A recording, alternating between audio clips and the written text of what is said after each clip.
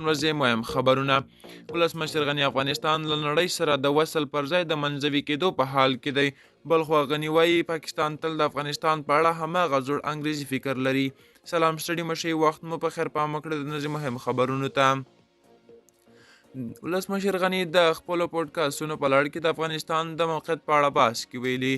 د پخواني حکومت پر مهال افغانستان د هوایي او ځمکې کوریډورونو د چارو پیلولو او طرحو جوړولو پر اساس غوښتل له نړۍ سره وصل شي، خو د وروستي سیاسي ګډوډیو له وجې د انزوا خواته روان دی.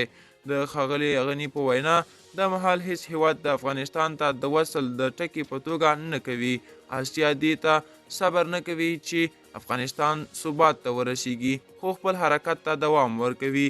نو اوس په کار ده چې د اسیا له دې حرکت سره د افغانستان د حرکت یو ځای کولو لپاره ژوند انتخاب کړو، تر څو میلیونونه افغانان باعزته ژوند ته ورسیږي، او دغه یو لوی فرصت دی. باور د مهال ټینګار کوي چې که له دغه فرصت څخه استفاده ونه شوه، نو لکه د پخوانیو به رامنځته شوي فرصت هم له لاسه ووځي او هغه مهال به یې ټول قیمت پرې کوي.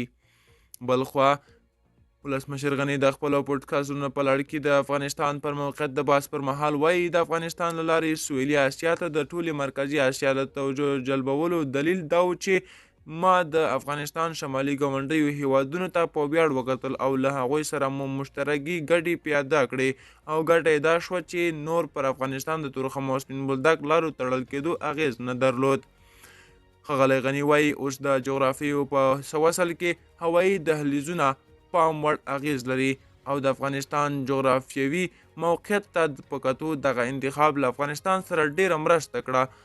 او په وینا یې د هوایي کوریډور له لارې موږ له لومړي له هند او له هغه وروسته له چین او نورو هیوادونو سره وصل شو. ولسمشر غني د پاکستان اقتصادي بې ثباتۍ ته په اشارې زیاتوي. زموږ یوه اساسي خبره همدا وه او له پاکستان سره پرې وغږېدو، خو پاکستان لا هم هماغه زوړ انګریزي فکر لري چې باید ساحه کې نفوذ ولري، ستراتیژیکه ساحه ولري او پر همدې پیاوړي کېدای شي. په هغه دې قیمتي دوی هم پرې کړ. افغانستان د پاکستان او ایران د صادراتو لوی هیواد و، خو د دوی د سیاستونو له وجې مخ شمالي ګاونډیو ته واړوو. دوستانو دا وایي د نن ورځې چمتو خبرونه. که غواړئ نور تازه او مهم خبرونه ترلاسه کړئ، نو همدا اوس افغان نیوز یوټیوب چینل سبسکرایب کړئ. تر بیا ښې چارې کوه.